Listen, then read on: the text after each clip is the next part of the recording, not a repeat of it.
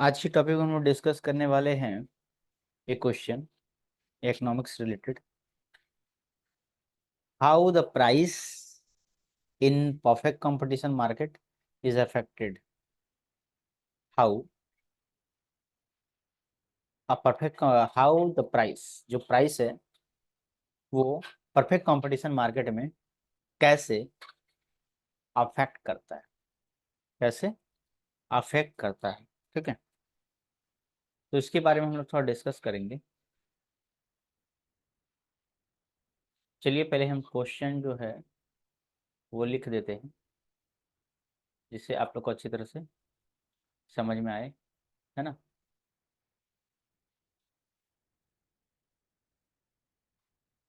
Question क्या है? Question है कि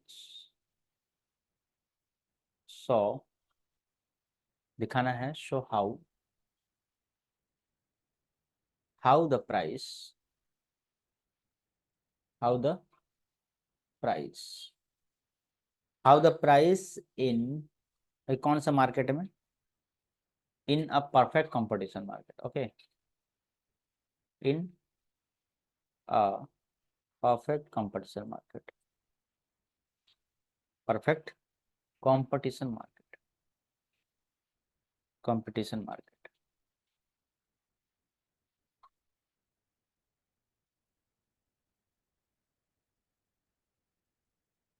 market is affected, is affected.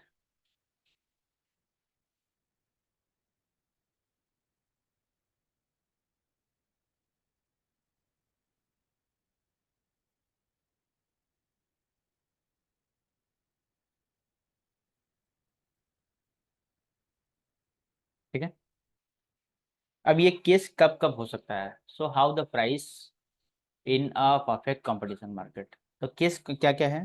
पहला केस है, पहला केस क्या है इसके बारे में जान लें। पहला केस है कि जब,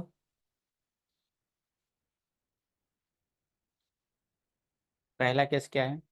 पहला केस है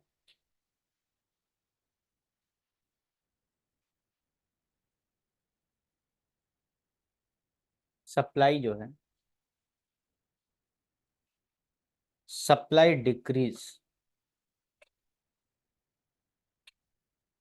with demand, with demand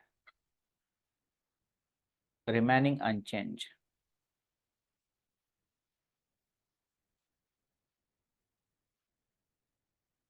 remaining unchanged.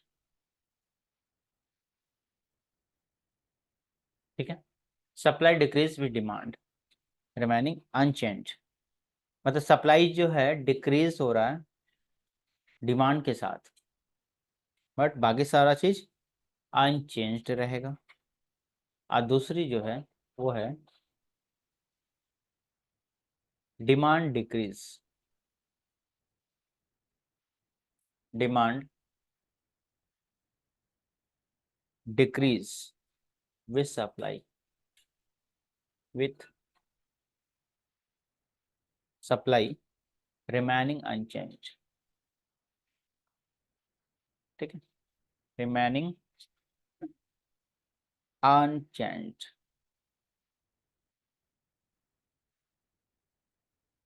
Unchanged. दो टॉपिक हो गए हमारे। तो थोड़ा सा एक क्वेश्चन को थोड़ा सा हिंदी में भी हम लिख देते हैं, तो हिंदी वाले बच्चों की थोड़ी सुविधा हो जाएगी, है ना। क्या सुविधा है? कि कैसे, कैसे एक पूर्ण प्रतियोगिता, एक पूर्ण प्रतियोगी बाजार,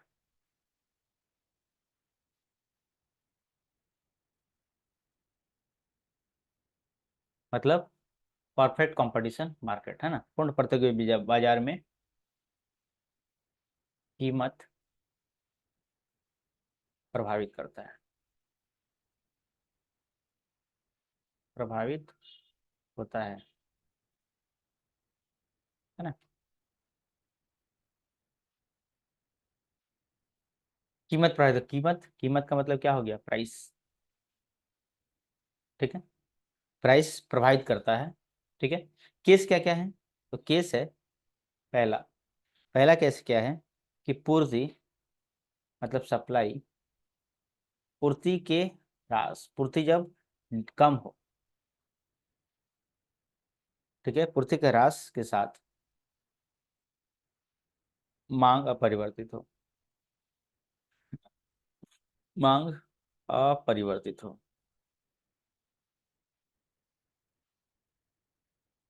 मतलब पूर्ति जो है, सप्लाई जो है कम होगा और डिमांड में कोई चेंजिंग नहीं होगी। और दूसरी बात है, डिमांड में कमी होगी। ठीक है, मांग के ह्रास,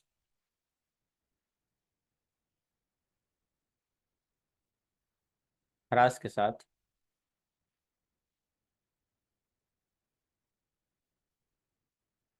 पूर्ति अपरिवर्तित रहे, पूर्ति अपरिवर्तित रहे।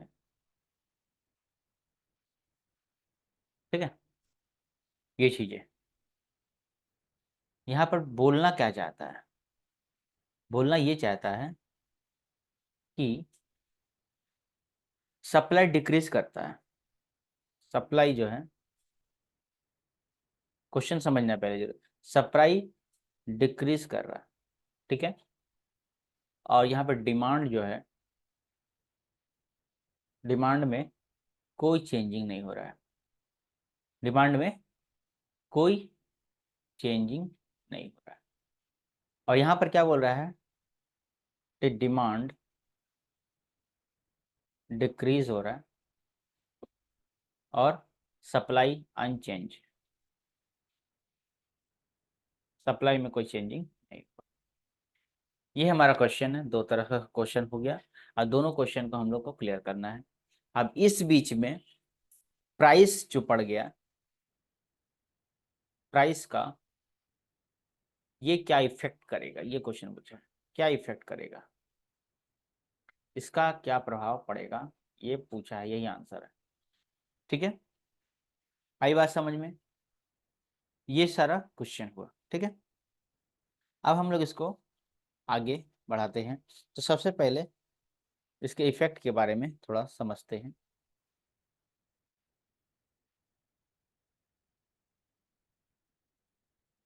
तो आप लोग को पहले हेडिंग बना लेनी है सुंदर तरीके से, है ना। क्या हेडिंग बना लेनी है, इफ जो लिख रहे हैं एग्जाम में ऐसे लिखेंगे, effect of changing, effect of changing. ठीक है, सबसे पहले किसके बारे में बात करें हम लोग, चेंजिंग डिक्रीज, हाँ, डिक्रीजिंग। अब यहाँ पर ये समझ लेते हैं कि डिक्रीजिंग और increasing, increasing in demand and supply, demand and, अभी केस में हम नहीं आए हैं, सप्लाई ऑन प्राइस। पहली बात ये समझ लेते हैं कि इफेक्ट क्या क्या पड़ेगा अगर डिक्रीज होता है या इंक्रीज होता है, किसमें, डिमांड में या सप्लाई में। तो प्राइस के ऊपर हमारा क्या इफेक्ट पड़ता है, प्राइस के ऊपर हमारा क्या इफेक्ट पड़ता है, कोई भी चेंजिंग हो, या तो डिक्रीज हो या इंक्रीज हो, किसी में भी, डिमांड में या फिर सप्लाई में, हमारा प्राइस के ऊपर क्या इफेक्ट पड़ेगा, ये डिस्कस कर, है ना। कोई भी जब हम लोग कमोडिटी वस्तु को खरीदते हैं, कोई भी कमोडिटी है, कोई भी वस्तु है, ठीक है ना, तो उसका जो प्राइस है, उसका जो मूल्य है,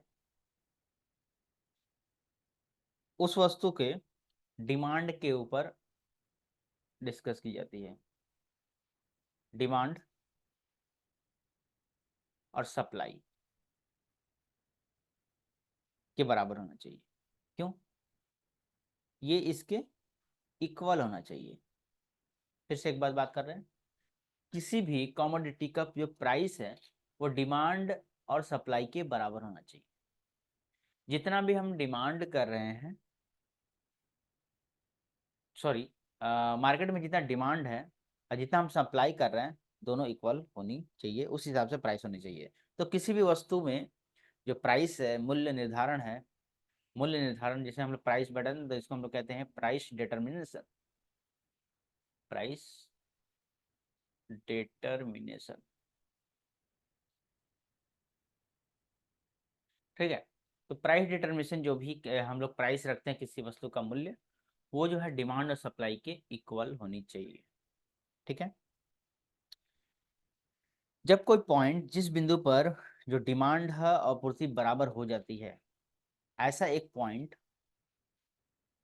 जितना चीजें समझा रहे हो उसके ऊपर लिखना है। जो भी पॉइंट, जैसा भी पॉइंट हो, मतलब कि जिस पॉइंट पे डिमांड एंड सप्लाई इक्वल हो जाता है, डिमांड एंड सप्लाई इक्वल हो जाता है, उसको हम लोग क्या कहते हैं? इस बिंदु को कहते हैं साम्य बिंदु, साम्य बिंदु। ठीक है। इसको हम क्या कहते हैं? साम्य बिंदु या फिर इक्विलिब्रियम पॉइंट, इक्विलिब्रियम पॉइंट।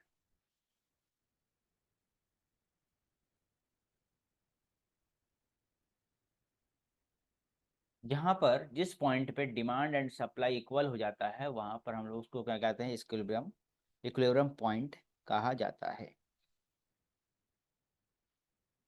और जो है प्राइस डिटर्मिनेशन उसी जगह पर होता है जहां पर इक्विलिब्रियम पॉइंट होता है। सिंपल सा बात। प्राइस अगर किसी चीज का मान लेते हैं कि मार्केट में डिमांड ज्यादा है, ठीक है, किसी वस्तु का कोई भी प्रोडक्ट आया, उसका प्रोडक्ट का डिमांड मार्केट में बहुत ज्यादा है, तो उसका प्राइस कितना रखा जाए? प्राइस कितना रखा जाए? जितना की सप्लाई कर पाए, उस हिसाब से। ठीक है। और साथ में अब ये जो है प्राइस 19-20 होता है ना, तो इक्विलिब्रियम पॉइंट भी 19-20 होगा, क्योंकि डिमांड एंड सप्लाई जो है कभी सेम नहीं रहता, कभी बढ़ते रहता है, घटते रहता है, घटते रहता है, बढ़ते रहता है ना। ठीक है। तो जिस पॉइंट पे हमारा इक्विलिब्रियम पॉइंट पड़ेगा, है ना, उस वैसा प्राइस डिटर्मिनेशन निकलेगा, प्राइस रखा जाएगा। तो डिमांड एंड सप्लाई जहां पर इक्वल होंगे, डिमांड एंड सप्लाई जहां पर इक्वल होंगे, दोनों का दोनों सेम, उस जगह को हम लोग क्या कहेंगे? इक्विलिब्रियम पॉइंट कहेंगे। और यही प्रभाव पड़ता है। तो ये जो ऊपर नीचे हो रहा है, कभी ऊपर होगा प्राइस, कभी नीचे होगा, यही जो है इफेक्ट पड़ता है।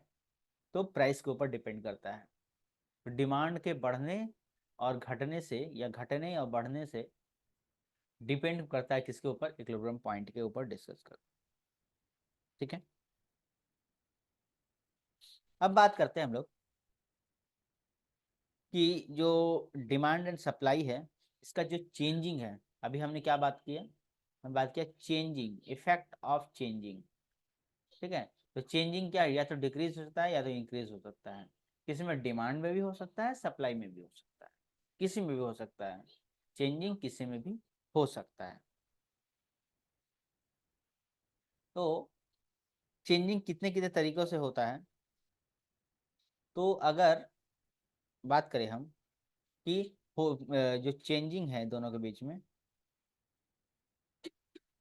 चेंजिंग कितने कितने तरीके से हो सकता है। ठीक है। तो पहला जो हो गया, वो हो गया इसकी सप्लाई जो है, सप्लाई में या तो डिक्रीज होगा या तो इंक्रीज होगा। ठीक है। या तो डिक्रीज होगा, लेकिन बट डिमांड अनचेंज, डिमांड जो है अनचेंज्ड। ठीक है। अनचेंज्ड, ये बात हमने पहले भी डिस्कस की। और दूसरा जो टॉपिक है, डिमांड में या तो डिक्रीज हो रहा है या तो इंक्रीज हो रहा है। ठीक है, अब इन दो चीजों में, लेकिन यहाँ पर सप्लाई जो है वो अनचेंज्ड। ठीक है, सप्लाई जो है वो क्या है, अनचेंज्ड है। ठीक, आई बात समझ में। अब हम लोग, ये जो क्लास है बहुत लंबी हो जाएगी, तो ये जो दोनों का दोनों चेंजिंग है, ये सप्लाई का जो है उसको एक पार्ट, ये हमारा ये टॉपिक जो है एक पार्ट 1 हो गया, ये पार्ट 2 में कवर करेंगे। और ये जो टॉपिक है अच्छी तरह से विद डायग्राम पार्ट 3 में कवर करेंगे। ठीक है, तो ऐसे ही वीडियो में बने रहें, और इसके नेक्स्ट वाले वीडियो को हम लोग, आप लोग देखो, तो आप लोगों को सप्लाई जो है डिक्रीज और इंक्रीज दोनों के समझ में आएंगे, और डिमांड के डिक्रीज एंड इंक्रीज दोनों सब चीज़ें समझ में आएंगी। ठीक है, विथ डायग्राम। मिलते हैं हम लोग नेक्स्ट क्लास में। नेक्स्ट क्लास में हम लोग डिस्कस करेंगे इस दो टॉपिक के बारे में। ठीक है, तब तक के लिए चैनल को लाइक करो, सब्सक्राइब करें और कमेंट भी करें, जिसके कारण, और अगर कोई डाउट हो तो आप कमेंट कर सकते हैं। थैंक यू, जय हिंद।